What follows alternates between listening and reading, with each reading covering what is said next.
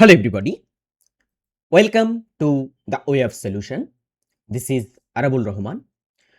আজকে 3rd August 2026 এর গুরুত্বপূর্ণ কারেন্ট অ্যাফেয়ার্স নিয়ে আমরা চলে আসলাম এবং পরবর্তীতে আমরা অবশ্যই জিকে প্রশ্নোত্তর প্র্যাকটিস করব, স্ট্যাটিক জিকে নিয়ে আলোচনা হবে এবং ইন্টারেস্টিং অনেকগুলোই কারেন্ট অ্যাফেয়ার্স আজকে আমরা আলোচনা করব। সো অবশ্যই যারা পরবর্তীতে যুক্ত হচ্ছ, আগস্ট মাসের সম্পূর্ণ কারেন্ট অ্যাফেয়ার্স দেখতে হলে অবশ্যই চ্যানেলটিকে সাবস্ক্রাইব করো এবং ডেইলি সকলে আমাদের এই কারেন্ট অ্যাফেয়ার্সের পর্বটি দেখতে হলে দ্য ওয়ে অফ সলিউশনের টেলিগ্রাম চ্যানেল, সেখানেও যুক্ত থাকবে। সেখানে আমরা লিঙ্ক প্রোভাইড করে থাকি। আর যারা চ্যানেলে আছো তাদের কাছে তো কোনো অসুবিধা নেই, তোমরা জানো নিশ্চয়ই সকাল 6টাতে আমরা এই কারেন্ট অ্যাফেয়ার্স করিয়ে থাকি। চলো শুরু করছি আমরা আজকের পর্ব। TWS একাডেমিকে তোমরা যদি এখনও ডাউনলোড না করে থাকো অবশ্যই ডাউনলোড করে ফেলো। প্রথম কোশ্চেন্স, কমনওয়েলথ গেম চলছে, তো কমনওয়েলথ গেমস থেকে অনেকগুলো কারেন্ট অ্যাফেয়ার্স আমাদের পরীক্ষায় আসতে পারে। তো সেই কমনওয়েলথ গেমসের উপর থেকে আমরা ডিটেলস নজর দিচ্ছি। প্রথমেই বলা হচ্ছে 2026 সালের কমনওয়েলথ গেমসে নীরজ চোপড়া কোন পদক জিতেছে? দুবারের অলিম্পিকে মেডেল বিজয়ী, একবার তিনি অলিম্পিকে গোল্ড মেডেল জিতেছিলেন।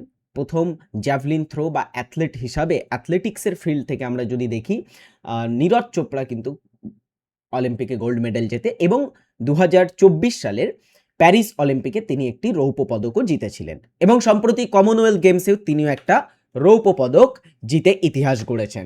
India's Neeraj Chopra won the silver medal in the Commonwealth games 2026। Next question, সম্প্রতি কেন্দ্রীয় মন্ত্রিসভা পিএম কিষাণ স্কিমটির পরবর্তী কত বছরের জন্য সম্প্রসারণের অনুমোদন দিয়েছে? পিএম কিষাণ, এটাকে আমরা পিএম কিষাণ সম্মান নিধি যোজনাও বলে থাকি। এই পিএম কিষাণ সম্মান নিধি যোজনা যারা প্রান্তিক কৃষক, তাদের একদমই গরিব কৃষক যারা, তাদেরকে হেল্প করা হয়। এটার মাধ্যমে বার্ষিক তাদেরকে কিছু অর্থ দেয়া হয় চাষাবাদ করার জন্য। পিএম কিষাণ এটা লঞ্চ হয়েছিল 2019 সালে এবং 2019 সালে থেকে সম্প্রতিকালে আমরা যদি দেখি পিএম কিষাণ স্কিমটিকে সরকার আরও কয়েক বছরের জন্য অনুমোদন করেছে। পিএম কিষাণ স্কিম সম্প্রতিকালে তার লিমিট বা টাইম পিরিয়ড, যে টাইমের জন্য সেটা লঞ্চ করা হয়, সেটা শেষ হয়ে গেছিল। সো এটার সম্প্রসারণ হয়েছে 5 বছরের জন্য, নেক্সট 5 ইয়ারের জন্য। Union cabinet gives nod to continuation of PM Kisan scheme for next 5 years. দেখো, প্রধানমন্ত্রী কিষাণ সম্মান নিধি, যেটাকে আমরা পিএম কিষাণ বলছি, এটি হলো ভারত সরকারের একটি কেন্দ্রীয় ক্ষেত্র প্রকল্প, যার মাধ্যমে দেশের যোগ্য জমিধারী কৃষক পরিবারগুলোকে, যারা একদমই প্রান্তিক কৃষক, গ্রামীণ অঞ্চলের কৃষক, প্রতি বছরে 6,000 টাকা আর্থিক সহায়তা দেওয়া হয় তাদেরকে। এই টাকা সরাসরি কৃষকদের ব্যাংক অ্যাকাউন্টে 2,000 টাকার 3টি সমান কিস্তি, যেটাকে আমরা ডিরেক্ট বেনিফিট ট্রান্সফার বা ডিবিটি বলছি, তার মাধ্যমে তাদের ব্যাংক অ্যাকাউন্টে সরাসরি ট্রান্সফার করা হয়। সম্প্রতি কেন্দ্রীয় মন্ত্রিসভা 3.15 লক্ষ কোটি টাকার আর্থিক বরাদ্দে এই প্রকল্পটিকে 2026-27 থেকে 2030-31 সাল পর্যন্ত পরবর্তী 5 বছরের জন্য বাড়ানোর অনুমোদন দিয়েছে। এই পর্যন্ত এই প্রকল্পের অধীনে 23টি কিস্তিতে কৃষকরা তাদের ব্যাংক অ্যাকাউন্টে টাকা পেয়েছে বা তাদের ব্যাংক অ্যাকাউন্টে টাকা পাঠানো হয়েছে। তাহলে পিএম কিষাণ কত বছরের জন্য এক্সটেন্ড হয়েছে? 5 বছরের জন্য। নেক্সট কবে গিয়ে এটার আবার লিমিট শেষ হবে? 2030-31 সালে গিয়ে। গ্লাসগোতে অনুষ্ঠিত 2026 সালের কমনওয়েলথ গেমসে ভারতের হয়ে জুডোতে প্রথম স্বর্ণপদক জিতে ইতিহাস সৃষ্টি করেছেন কে? জুডো, অনেকে বুঝতে পারবে না জুডো আসলে কেমন খেলা। জুডো খেলাটা টাইপ অফ ক্যারাটে খেলার মতোই। দেখো, ক্যারাটে খেলাটা অলিম্পিক গেমস বা এই গেমস, কমনওয়েলথ গেমসে এটার স্থান দেওয়া হয় না। ক্যারাটের জায়গাতে জুডো খেলা হয়। জুডো এবং karate type of same sports, okay. তো এই যে জুডো খেলা, সেই জুডো খেলাতে প্রথম স্বর্ণপদক জিতে ইতিহাস করলেন অস্মিতা দে। শুধু তিনিই নয়, তার সাথে আরও একজন স্বর্ণপদক জিতেছে, যার নাম হর্ষ সিং। দুজনেই কিন্তু আমাদের ভারতবর্ষের প্রথম স্বর্ণপদক বিজেতা এই জুডোতে। Indian judoka Asmita Dey and Harsh Singh created history by winning the historic Commonwealth gold medal at Glasgow today. Asmita, they clinched countries first ever Commonwealth games judo gold. তো জুডোতে ভারতবর্ষের প্রথম গোল্ড তিনি জিতেছেন, মহিলাদের থেকে তিনি জিতেছেন অ্যান্ড ওভারঅল ভারতীয়দের থেকে তিনি জিতেছেন। আর এটা পুরুষদের মধ্য থেকে যিনি জিতেছেন তিনি হলেন হর্ষ সিং। গ্লাসগোতে রিসেন্ট টাইমে আমরা দেখব বিভিন্ন ধরনের আমাদের ভারতের খেলোয়াড়রা বিভিন্ন ইভেন্টে পদক জিতেছে। গ্লাসগো গেমস, কমনওয়েলথ গেমস 2026-এ ডেকাথলন বলে একটি ইভেন্টে ব্রোঞ্জ পদক জিতেছেন athlete Tejaswini Shankar. Glasgow Commonwealth games 2025-এ পুরুষদের জ্যাভলিন থ্রো ইভেন্টে ব্রোঞ্জ পদক জিতেছেন যশ বীর সিং এবং ওদিকে নীরজ চোপড়া রৌপ্য জিতেছিলেন। 2026 সালের কমনওয়েলথ গেমসে জ্যাভলিন থ্রো ইভেন্টে নীরজ চোপড়া একটা রৌপ্যও জেতে।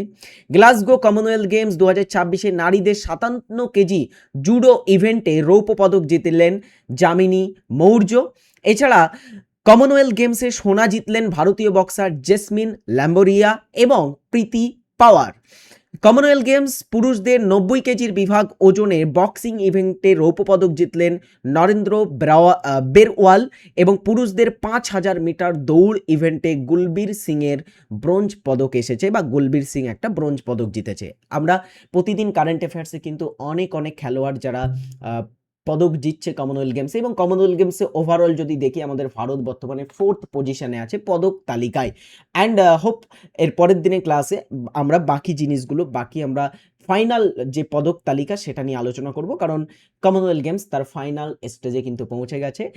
কমনওয়েলথ গেমস শেষ হয়ে গেছে অ্যান্ড অবভিয়াসলি কে কী পদক জিতেছে এটা নেক্সট দিনের ক্লাসে আমরা দেখব। চলো এর পরের প্রশ্ন, আল্লুরি সীতারাম রাজু আন্তর্জাতিক বিমানবন্দরটি কোন রাজ্যের প্রথম গ্রিনফিল্ড আন্তর্জাতিক বিমানবন্দর হিসাবে উদ্বোধন করা হয়েছে? প্রথম গ্রিনফিল্ড আন্তর্জাতিক বিমানবন্দর কোন রাজ্যের?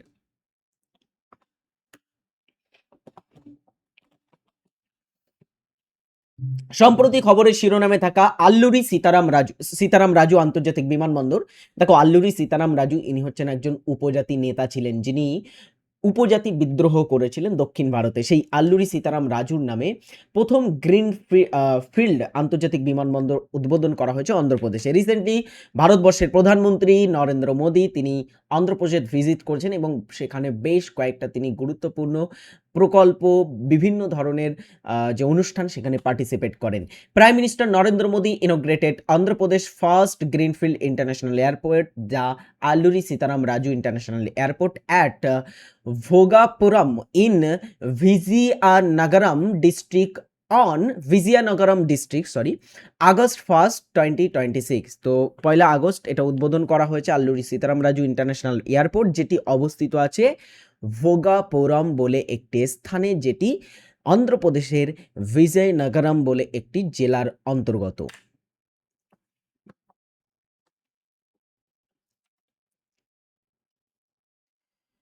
কোশ্চেন 5, সম্প্রতি তাইপেই ওপেন জয়ী তানভি শর্মা কোন খেলার সঙ্গে যুক্ত? তানভি শর্মা ভারতীয় হিসাবে তিনি সম্প্রতিকালে তাইপেই ওপেন জিতেছেন। অ্যান্ড তাইপেই ওপেন যুক্ত হচ্ছে ব্যাডমিন্টন খেলার সাথে। Option A is right answer. Tanvi Sharma claims her maiden BWF world tour title at Taipei open. তাহলে তানভিশা তিনি জিতেছেন সম্প্রতি তার লাইফের প্রথম, মেডেন মানে হচ্ছে প্রথম, ঠিক আছে? তো তার লাইফের প্রথম first BWF world tour title, যেটা হচ্ছে তাইপেই ওপেনের মাধ্যমে সম্পন্ন হয়েছে।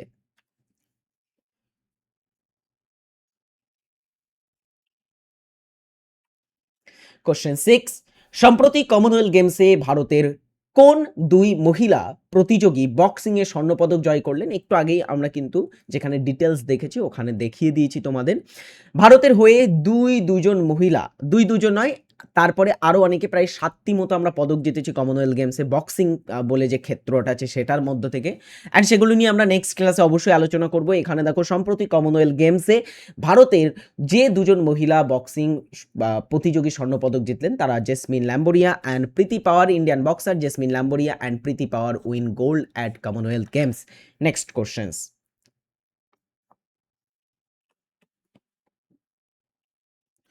পিথোরা চিত্রকলা বা একটা পেইন্টিং যা সম্প্রতি ভৌগোলিক নির্দেশক বা GI ট্যাগ তকমা পেয়েছে, সেটি মূলত কোন রাজ্যের সাথে যুক্ত একটি ঐতিহ্যবাহী আদিবাসী শিল্পকলা?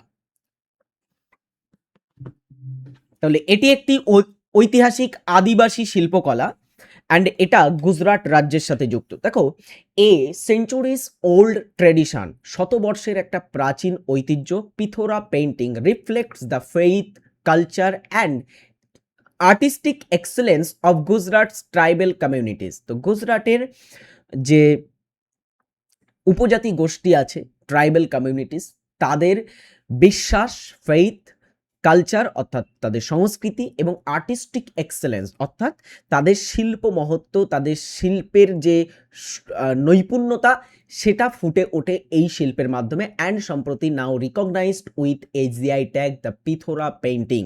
তো এটাকে জিআই ট্যাগ দেওয়া হয়েছে। ফাভারা ইউপিআই আন্তঃসীমান্ত পেমেন্ট করিডোর ভারতের ইউপিআইকে কোন দেশের তাৎক্ষণিক পেমেন্ট সিস্টেম ফাভারার সাথে যুক্ত করে?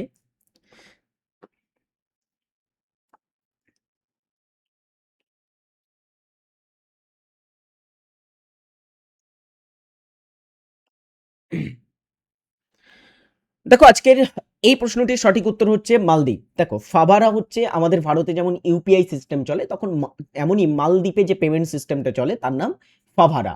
তো এখন সম্প্রতিকালে ফাভারা ইউপিআই এই দুটি একত্রিত হয়ে Favara and UPI cross border payment corridor তৈরি করেছে অ্যান্ড গোস লাইভ। এটা সম্প্রতি চালু হয়েছে between Maldives and India, Bharat এবং মালদ্বীপের মধ্যে। ওকে, তাহলে এখন ভারত থেকে মালদ্বীপে ইউপিআই এর মাধ্যমে টাকা পাঠানো সম্ভব। কেন্দ্রীয় মন্ত্রিসভা অফশোর অনুসন্ধানের জন্য সম্প্রতি কোন নতুন জাতীয় প্রকল্পের অনুমোদন দিয়েছে? অফশোর খুব গুরুত্বপূর্ণ। যারা অফশোর মানে জানো না, আমি বলে দিচ্ছি একটু পরে অফশোর মানে কি। চলো, যারা এখনো পর্বটিতে লাইক করোনি দ্রুত সকলে লাইক করে ফেলো। সঠিক উত্তর দেখো, কেন্দ্রীয় মন্ত্রিসভা সম্প্রতিকালে অফশোর অনুসন্ধানের জন্য, এটা ভুল আছে, সমুদ্র মন্থন বলে একটি ডিয়ার স্টুডেন্টস বিশেষ প্রকল্পের অনুমোদন দিয়েছে। ক্যাবিনেট অ্যাপ্রুভ সমুদ্র মন্থন national offshore exploration scheme with an outlay of race 84,084 crore। মানে অফশোর অনুসন্ধান, অফশোর অনুসন্ধানটি কি? অফশোর অনুসন্ধান হলো সমুদ্রের তলদেশে গ্যাস বা খনিজ সম্পদ খোঁজার প্রক্রিয়া। তাহলে এই অফশোর বলে যে অনুসন্ধান বা অফশোর যেটা এক্সপ্লোরেশন যে স্কিম, এই স্কিমটা আসছে কাদের অধীনে? ভারতবর্ষের কেন্দ্রীয় গ্যাস বা মানে ন্যাচারাল গ্যাস অ্যান্ড পেট্রোলিয়াম যে মিনিস্ট্রি আছে তাদের অধীনে এটা পড়ছে। তো সেটা সম্প্রতিকালে অনুমোদন দিয়েছে ভারত সরকার। অফশোর তেল গ্যাস অনুসন্ধান এবং উৎপাদনের জন্য 84,084 কোটি টাকার সমুদ্র মন্থন স্কিম অনুমোদন করেছে তারা। ভাসমান সৌর বিদ্যুৎ কেন্দ্র স্থাপনে সহায়তাকারী প্রকল্প অনুমোদন করলো মন্ত্রিসভা। প্রধানমন্ত্রী আচ্ছা, এখানে আরো একটা এখানে অন্য প্রকল্পের কথা বলা হয়েছে রিসেন্টলি, এটাও কিন্তু আমাদের কেন্দ্রীয় মন্ত্রিসভা অনুমোদন দিয়েছে বা অ্যাপ্রুভ করেছে। ভাসমান যে সৌরবিদ্যুৎ কেন্দ্রগুলো আছে, মানে আমাদের ভারতবর্ষে যে ওয়েটল্যান্ডসগুলো থাকে, যেগুলো মানে একদমই জলা জমি, তার উপরে পানা জমে থাকে। তো পানা জমে থাকলে জলা জমিটা এমনিতেই অক্সিজেন কম ভোগে। তো এখন ব্যাপার হচ্ছে সেই রকম যে জলাভূমিগুলো পড়ে আছে সেগুলোর উপরে ভাসমান সৌরবিদ্যুৎ কেন্দ্র স্থাপনে সহায়তাকারী প্রকল্প অনুমোদন করলো কেন্দ্রীয় মন্ত্রিসভা, যেটার নাম প্রধানমন্ত্রী সূর্য সরোবর যোজনা। এর লক্ষ্য হলো 2030-31 সালের মধ্যে জলাশয়ের উপরে বা যে ওয়েটল্যান্ডসগুলো আছে তার উপরে 5,000 মেগাওয়াট ক্ষমতার সৌরবিদ্যুৎ কেন্দ্র স্থাপন করা। সো দুটো কিন্তু গুরুত্বপূর্ণ প্রকল্পের বা দুটি গুরুত্বপূর্ণ ইনিশিয়েটিভ সম্প্রতিকালে অনুমোদন পেয়েছে আমাদের কেন্দ্রীয় মন্ত্রিসভা থেকে। 2024 সালের জুলাই মাসে ভারতে জিএসটি সংগ্রহ আগের বছরের তুলনায় কত শতাংশ বৃদ্ধি পেয়েছে? এটা একটু little bit of tough questions. Right answer হবে এটার 15 অর্থাৎ 15.4%। জিএসটি কালেকশন রেইজ 15.4% টু রেস 2.11 লাখ ক্রোড। ওকে, মানে 2.11 লক্ষ কোটি টাকা বৃদ্ধি পেয়েছে আমাদের জিএসটি কালেকশন, যেটা যদি আমরা পার্সেন্টেজে বলি তাহলে 15.4%। চলো, বর্তমানে কি কি ব্যাচ চলছে টিডব্লিউএস একাডেমিতে একবার চোখ বুলিয়ে নাও। টিডব্লিউএস একাডেমিতে তোমরা যারা যুক্ত হওনি অবশ্যই সকলে যুক্ত হয়ে যাও। টিডব্লিউএস একাডেমিতে আমাদের পেইড কোর্সের মাধ্যমে তোমরা বেস্ট অফ বেস্ট প্রিপারেশন নিতে পারবে টিচারদের কাছ থেকে। ওকে, এবং ইন্টারেক্টিভ ক্লাস সেখানে তোমরা পাবে। ইকোলজি শব্দটি কে দিয়েছিলেন? আজকের আমাদের জিকে প্রশ্ন উত্তর বলো।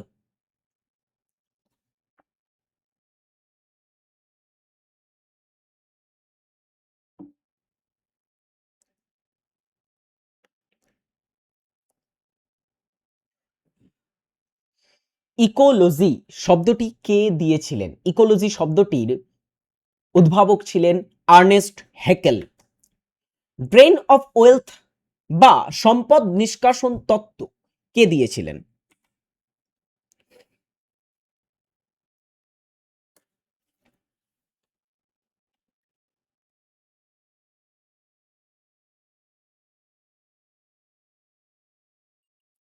সম্পদের নির্গমন তত্ত্ব বা সম্পদ নিষ্কাশন তত্ত্ব যিনি দিয়েছিলেন তিনি হলেন দাদাভাই নওরোজি। অক্সিজেনের পারমাণবিক সংখ্যা কত? অক্সিজেন আমাদের বায়ুমণ্ডলে যদি দেখি সবথেকে বেশি পরিমাণে নাইট্রোজেন পাওয়া যায়। তারপরে ডিয়ার স্টুডেন্ট নাইট্রোজেন কত পাই? 78% মতো আমরা নাইট্রোজেন পাই আমাদের বায়ুমণ্ডলে। আর প্রায় 21% বা 20% এর বেশি আমরা পেয়ে থাকি আমাদের বায়ুমণ্ডলে অক্সিজেন। তো অক্সিজেন অত্যন্ত প্রয়োজনীয় প্রাণীর শ্বাস-প্রশ্বাসের জন্য, প্রাণীদের বেঁচে থাকার জন্য অ্যান্ড উদ্ভিদের তোমার হচ্ছে উদ্ভিদ অক্সিজেনটা রিলিজ করে থাকে অ্যাকচুয়ালি। সো অক্সিজেনের পারমাণবিক সংখ্যা কত? 8 পারমাণবিক সংখ্যা। তোমরা কমেন্ট করে জানাও তো দেখি এই যে অক্সিজেন কে আবিষ্কার করে?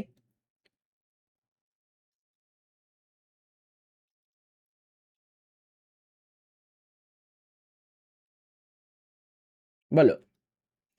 অক্সিজেনের আবিষ্কারক কে ছিলেন? Joseph Priestley.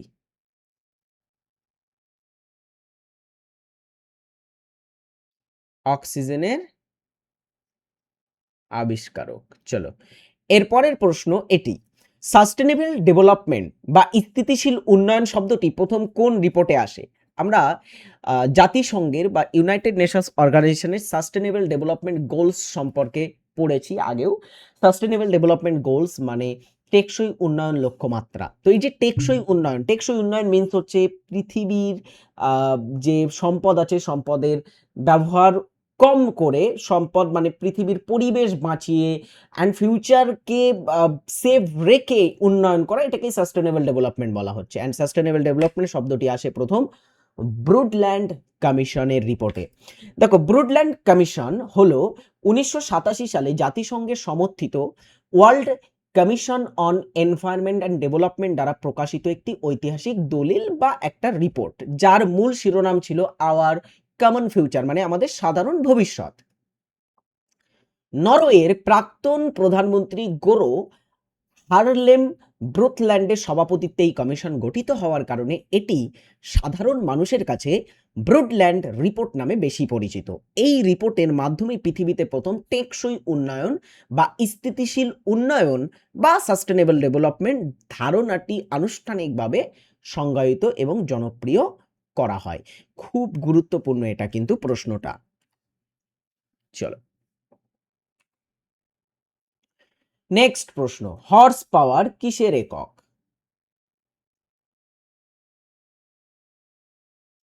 চলো হর্স পাওয়ার কিসের একক ডিয়ার স্টুডেন্টস? এটি ক্ষমতার একক। আচ্ছা, হর্স পাওয়ার ছাড়াও ক্ষমতার আর একটা একক আছে, সেটি হলো ওয়াট, তাই তো? ক্ষমতার একক এসআই একক। তো আমরা যদি দেখি হর্স পাওয়ারকে যদি আমরা ওয়াটের সাথে কম্পেয়ার করি, বলো তো দেখি এক হর্স পাওয়ার ইকুয়াল কত ওয়াট? হ্যাঁ, কত ওয়াট হবে এক হর্স পাওয়ার ইকুয়াল? কমেন্ট করে জানাবে নাকি আমি বলে দেব? চলো বলেই দিই, এক হর্স পাওয়ার মানে হচ্ছে 746 ওয়াট। ওকে, এক হর্স পাওয়ার মানে। স্যার সৈয়দ আহমেদ খান নিচের কোনটির প্রতিষ্ঠাতা ছিলেন?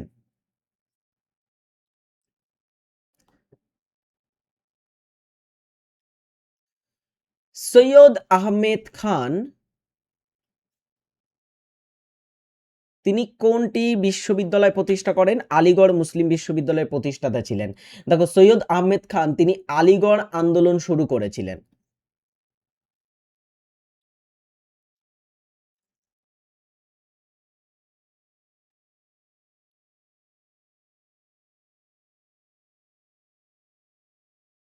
ঠিক আছে, আলিগড় আন্দোলনের সূচনা কে করে? সৈয়দ আহমেদ খান। সৈয়দ আহমেদ খান আলিগড় আন্দোলন শুরু করেছিলেন 1875 এবং এই বছরে প্রতিষ্ঠা হয় মোহামেডান অ্যাংলো ওরিয়েন্টাল কলেজ, যেটা পরে গিয়ে আর কি আলিগড় মুসলিম বিশ্ববিদ্যালয়ে পরিণত হয়। নিচের কোনটি একটি আগ্নেয় পর্বতের উদাহরণ?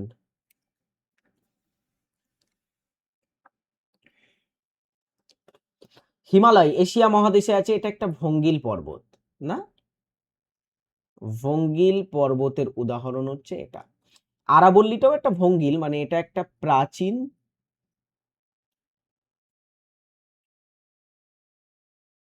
ভঙ্গিল পর্বত, এবং বা এটাকে আমরা বলতে পারি যে ক্ষয়জাত পর্বত। আরাবল্লী একটি কি অবশিষ্ট বা ক্ষয়জাত পর্বত। এককালে ভঙ্গিল পর্বত ছিল, কিন্তু আস্তে আস্তে ক্ষয় হয়ে গেছে, তাই এটাকে ক্ষয়জাত পর্বত বলা হয়। এবারে দেখো এখানে ফুজিয়ামাটা একটা আগ্নেয় পর্বত, এটা কোথায় আছে? জাপানে আছে, জাপানের ফুজিয়ামা। আর ব্ল্যাক ফরেস্ট হচ্ছে স্তূপ পর্বত, এটা জার্মানিতে আছে। জার্মানির ব্ল্যাক ফরেস্ট হচ্ছে একটা স্তূপ পর্বত। ভারতেও স্তূপ পর্বত আছে, ভারতে যদি স্তূপ পর্বতের কথা বলি, যেমন সাতপুরা, বিন্ধ্য, এগুলো স্তূপ পর্বত ভারতের। মহিলাদের নিষেক বা ফার্টিলাইজেশন কোথায় ঘটে? ফার্টিলাইজেশন মিন্স হচ্ছে একটা ডিম্বাণুর ভিতরে একটা শুক্রাণু প্রবেশ করবে, এর ফলে কি হবে? এমব্রায়ো গঠন হবে, পরবর্তীতে গিয়ে সেখান থেকে বেবি হবে। অ্যান্ড এই যে মহিলাদের নিষেক, সেটা কোথায় ঘটে? জরায়ুতে, ডিম্বাশয়ে, ফ্যালোপিয়ান টিউবে, নাকি যোনিতে?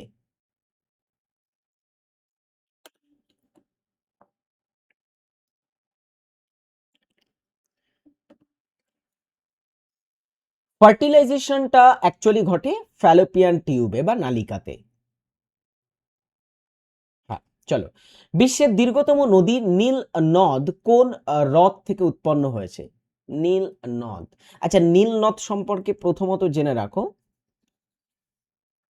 নীল নদ, নীল নদে দুটো আমরা মূল উপর ধারা দেখতে পাবো। একটা হচ্ছে আহ কি নীল, একটাকে আমরা বলে থাকি তোমার হচ্ছে ব্লু নীল। হ্যাঁ,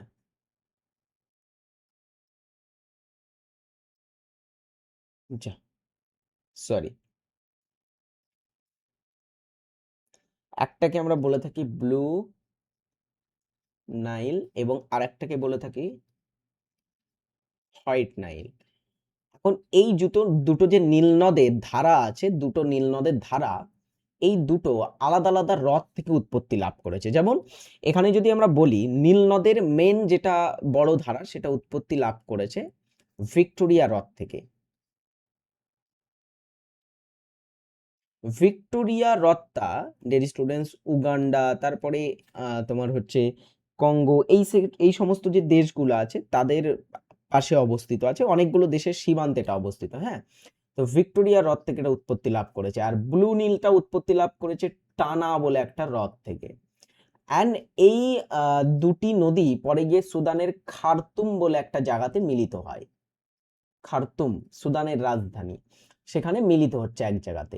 তারপরে এটা একসাথে প্রবাহিত হয়, এবং লাস্টে গিয়ে এটা মোহনা যদি বলি, এটা অ্যাকচুয়ালি ভিক্টোরিয়া হ্রদ উৎস হবে। আর মোহনা বলতে গেলে, মোহনা হবে মেডিটেরিয়ান সি বা মধ্য সাগর, সেখানে এটা পতিত হয়। আচ্ছা, চলো, এই হচ্ছে ব্যাপার। চলো এরপরে প্রশ্ন।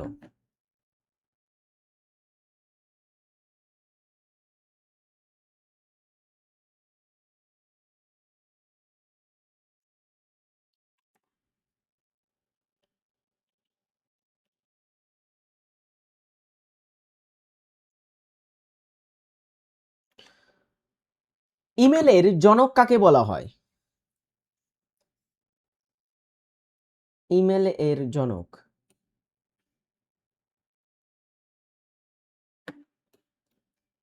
রে টামলিনসনকে বলা হয় ইমেলের জনক। এটা একটা বাড়ির কাজ দেওয়া রইবে প্রতিদিনের মতোই।